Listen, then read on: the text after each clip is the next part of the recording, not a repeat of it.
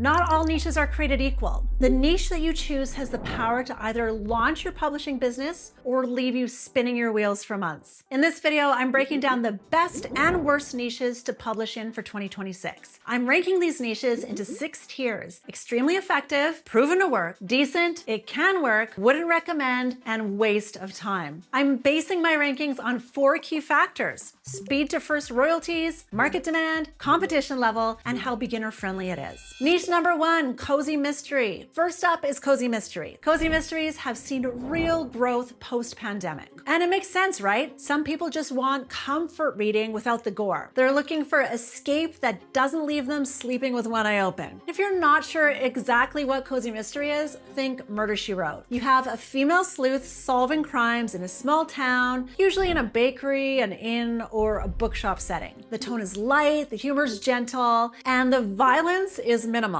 Our students at FPA love this niche because, unlike romance, where you write standalone books with new characters every time, with cozy mystery, you can write a 10-book series about the same character. That means easier writing as well as easier marketing. Your review team carries over from book 1 to book 10. Your loyal readers keep coming back for the next installment, which makes it much simpler for your audience to build naturally. Look at series like Thursday Murder Club or Cupcake Bakery Mystery. These consistently attract loyal readers who binge the entire series. My verdict: I'm putting cozy mystery in the proven to work tier. Cozy mysteries require more complexity than some other niches. You really need solid character development and actual plotting. You want a coherent mystery that readers can follow without their heads exploding. It's not as simple as plugging tropes into a formula and calling it a day, but the upside is massive. The readership tends to be fiercely loyal. So readers who find a cozy mystery series they love will follow you for years. So if you're okay with a slightly longer learning curve up front, cozy mystery can build you a solid publishing business. Niche number 2 is fantasy. As a genre, fantasy has ruled bestseller lists for 40 plus years and generates about 590 million annually. And fantasy readers are obsessed. According to a survey from Who Reads Science Fiction and Fantasy, fantasy readers report reading 4 to 5 books per month, and that's more than twice the general reading public. No wonder fantasy is the second most popular niche among indie authors, according to a 2024 survey of 1,500 self-publishers. So you have devoted readers who consume books rapidly. Sounds great, right? But here's the catch. Fantasy requires complex world building. You need to create magic systems that make internal sense. You won't be able to get away with just random spells that solve problems whenever you want. You need intricate plots where every element ties together. And to really succeed in fantasy, you're publishing a series. That means developing one cohesive world over multiple books. And according to some analysis, fantasy books average around 725 pages per book. So we're talking about a serious time investment here. If you're passionate about fantasy and you're willing to commit to a series model, then yes, it can work. Fantasy readers are incredibly loyal. Once you hook them in with book 1, they'll follow you through the entire series. But here's the reality you need to face. Expect months, not weeks, before you see any traction. Although there is one interesting hybrid worth mentioning, and it's called romantasy, which is romance plus fantasy. Books like Fourth Wing are absolutely crushing it because they combine the emotional engagement and the fast-paced storytelling of romance with the world-building elements of fantasy. So if you want to do fantasy, consider adding romantic elements to the story. And that way you can tap into the larger romance readership while still playing in fantasy worlds. My verdict: I'm putting fantasy in the it can work tier. It's not beginner friendly, so it's not fast, but if you're in it for the long haul and you genuinely love the genre, you can build something substantial here. Speaking of fast results,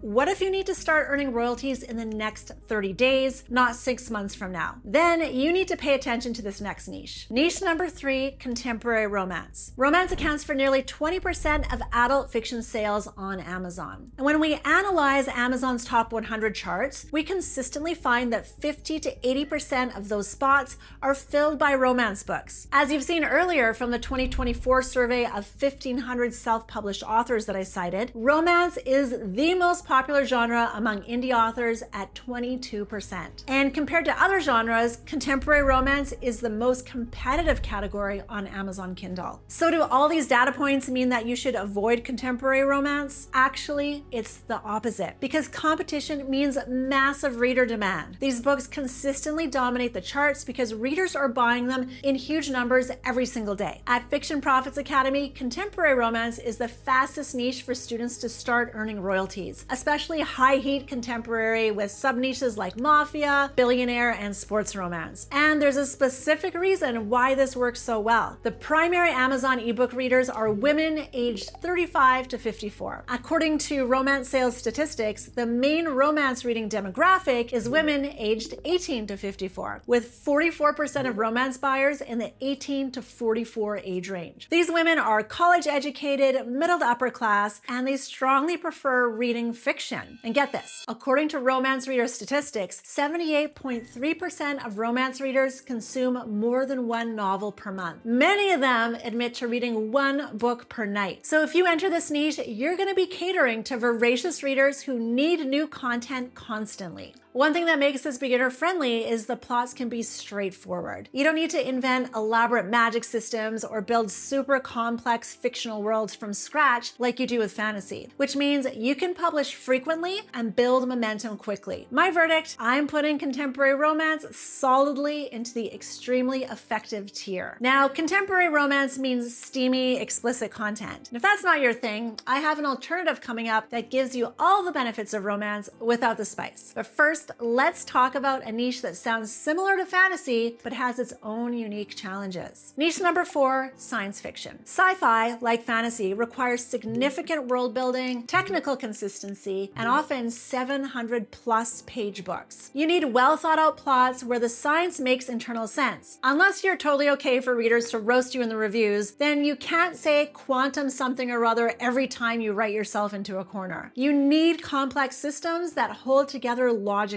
And you need to invest doing some deep research because sci-fi readers demand intellectual rigor from their books. Science fiction demands significantly more from you as a publisher in terms of research, internal consistency, and technical accuracy. And that's probably one reason why only 7.5% of indie authors focus on science fiction compared to 22.7% in romance. So while the market exists, and yes, there are definitely readers out there buying sci-fi books, the demand is much smaller. My verdict, I'm putting science fiction in wouldn't recommend. Not because it's impossible to succeed in sci-fi, but because it's not beginner friendly if your goal is to start earning royalties quickly. If you're passionate about sci-fi and you're willing to play the long game with a series, then it can work for you. But if you're looking to generate royalties in the next 30 to 90 days, I would skip this niche for now. Come back to it once you have some wins under your belt and some cash flow to support a longer term project. Now, let's talk about a niche that has serious potential, but only if you're willing to get dark. Niche number 5,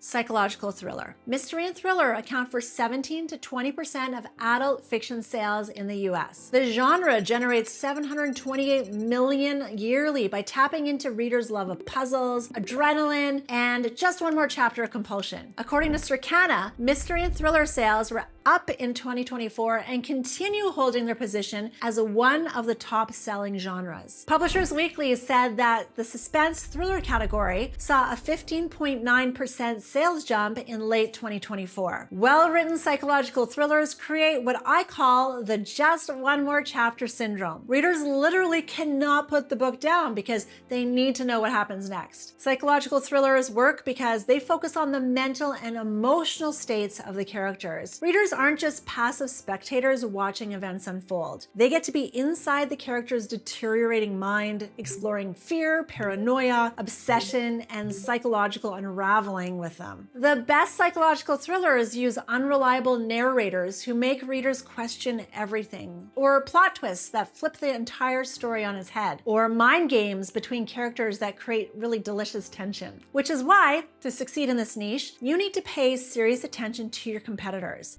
Study what the bestsellers are doing. Look at how they structure their reveals, how they build tension, how they develop their deeply flawed protagonists. So your main character needs to be complex and fascinating. storytelling. We're talking someone with serious flaws, but who's still compelling enough that readers want to follow their journey. Maybe they're an alcoholic detective trying to solve one last case. Maybe they're a mother with a traumatic past who's being gaslit by someone close to her. The key is creating a protagonist who feels real, like someone grappling with genuine psychological demons, not just surface level quirks. When working with ghostwriters on psychological thrillers, focus your character brief on internal conflict and backstory trauma. The more psychologically complex your character, the more gripping your thriller becomes. My verdict: psychological thriller is proven to work, especially if you're drawn to darker, edgier content. Now, to succeed in this niche, your titles need to follow proven patterns. I'm talking about tropey titles that signal to readers exactly what kind of psychological thriller they're getting. A trope, by the way, is a commonly used theme or device in storytelling. In thriller titles, tropes are those familiar phrases that readers immediately recognize and love. Examples are the girl who went missing, the wife that never came home, the woman in the window. Don't try to be clever or literary with your titles. Follow what the market responds to. So study the top 100 psychological thrillers on Amazon, and you'll see these patterns repeated over and over because they work. Niche number 6 is clean and wholesome romance, also called sweet romance. These are romance books where there are intimate scenes, but when the couple gets hot and heavy, the scene fades to black. We don't get graphic details of what happens behind closed doors. Sweet romance has heartwarming themes woven throughout the stories, like love conquers all, hope triumphs over adversity, redemption arcs, and often elements of faith or spirituality. This niche is golden because you get all the benefits of the massive romance readership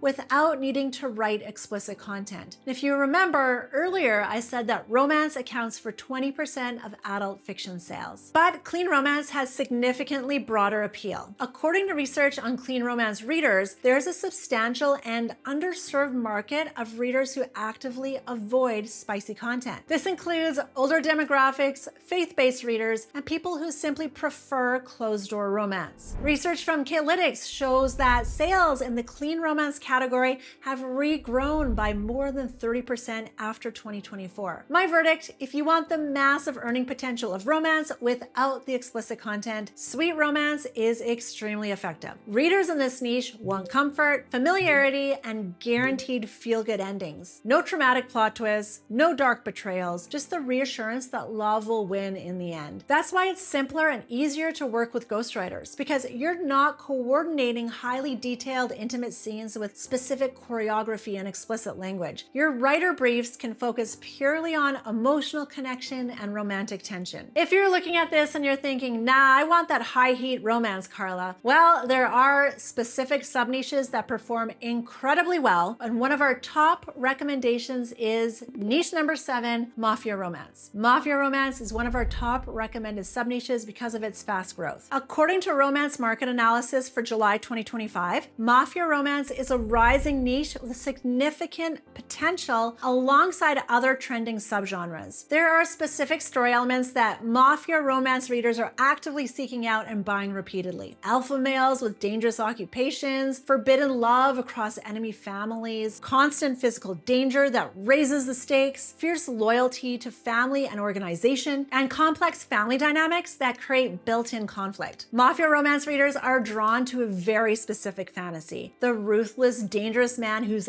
absolutely lethal to everyone except the heroine, and he'll burn the world down for her, but with her, he's protective, possessive, and intensely devoted. That's the core appeal. Amazon maintains a dedicated Mafia romance bestseller category, demonstrating that there's enough sustained reader demand to warrant its own classification. Our students at FPA have found real success in this sub-niche. If you want to cater to an audience that is not just hungry, but also growing, this is your niche. My verdict: absolutely extremely effective tier. The next niche is very popular among beginner publishers, but actually it requires more work than they initially realize. But is this niche worth entering? Let me break it down next. Niche number 8, historical fiction. Amazon's fiction market in July 2025 shows that there's a strong demand for historical fiction because they are dominating the bestseller lists. But the challenging thing about historical fiction is that it requires extensive research to get period details accurate. We're talking clothing, speech patterns, social customs, technology limitations of the era, political context. All of these need to be historically sound and consistently portrayed throughout your book. That's why I think it can be tough for beginners, because if you make even just one anachronism error, like having a character use a phrase that didn't exist yet or referencing technology from the wrong decade, readers will absolutely call you out in the reviews, and some won't do it kindly. You got to remember that historical fiction readers are often history enthusiasts themselves. They really know their stuff. So don't even think that you'll get away with inconsistencies, because they will spot them immediately. So is it doable? Yes, but it's significantly more work for sure. My verdict: historical fiction goes into the wouldn't recommend tier, especially for beginners. A better alternative, if you're drawn to historical settings, is to blend historical romance with contemporary romance tropes. That way you can tap into a much larger romance readership while still playing with historical settings that you find interesting. But I still strongly recommend you start with contemporary romance first. Get some wins under your belt, build your confidence and your cash flow first. Then branch out into more complex niches like historical fiction once you build some serious momentum. Speaking of blended niches, this next sub-niche combines two powerful elements. Niche number 9, billionaire romance. Billionaire romance feeds into a specific reader fantasy: wealth, power, and being swept off your feet by someone incredibly successful who chooses you out of everyone else in the world. The core tropes are evergreen and proven: rags to riches transformations, modern Cinderella stories, power dynamics and the balance between them, and the fantasy of being pursued by someone who could have anyone but only wants you. According to the romance market analysis for July 2025, billionaire romance is one of the dominant trending subgenres with strong reader preference and sustained demand. Amazon maintains a dedicated billionaire bestseller category, which means substantial and consistent reader demand. And according to Amazon's 2025 romance bestseller trends, billionaire romance features prominently in editorial recommendations. Books like Can't Get Enough are trending because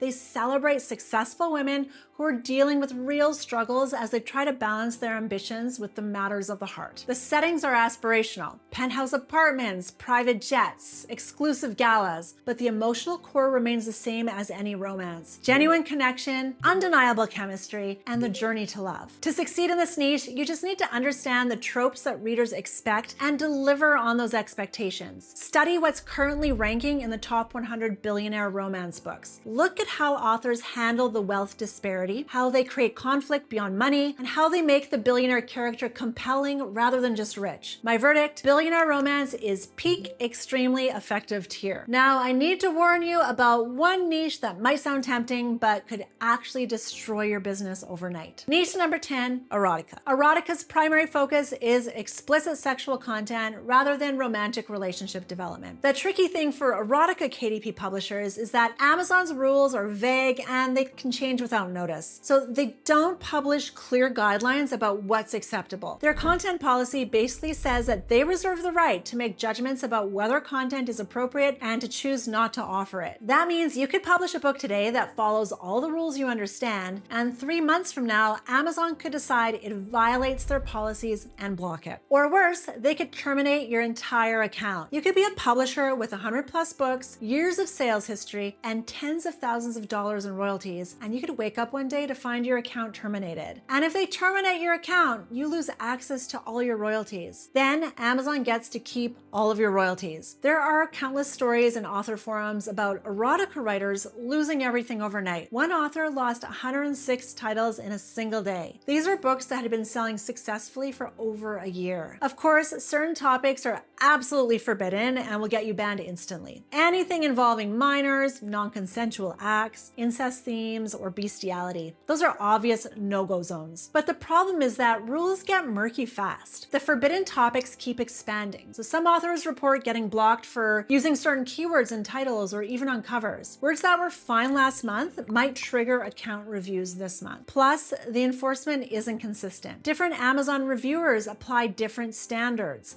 So books that sail through approval for one author, get blocked for another author using nearly identical content. So you're basically guessing what's acceptable. And if you guess wrong, your business is gone. My verdict, Erotica is solidly in the waste of time tier. Not because there isn't demand or because you can't make sales, but because Amazon's unpredictable and ever-changing content policies mean that you're constantly at risk of losing everything with zero recourse. At Fiction Profits Academy, we teach you to build sustainable publishing businesses that can generate royalties for years. You can't do that when your entire catalog could vanish tomorrow. I don't want you to build your business on an unstable foundation where you have no control, no security, and no warning before everything disappears. If you're interested in spicy content, stick with high heat romance. You can write steamy, explicit scenes in contemporary romance, Mafia romance, or Billionaire romance without the constant threat of account termination. Your niche choice isn't just about what you like. It's about where the readers are and what they're buying and how quickly you can deliver what they want. Choose based on your goals. If you're serious about building a publishing business, pick one niche from the extremely effective tier to start. Study the top 100 books in that category. Look at the covers, the titles, and the blurbs. Model what's working. Don't try to reinvent the wheel. And now that you know the best KDP niches, you probably want to know the easiest way to actually start. So click over here to watch my beginner-friendly guide now.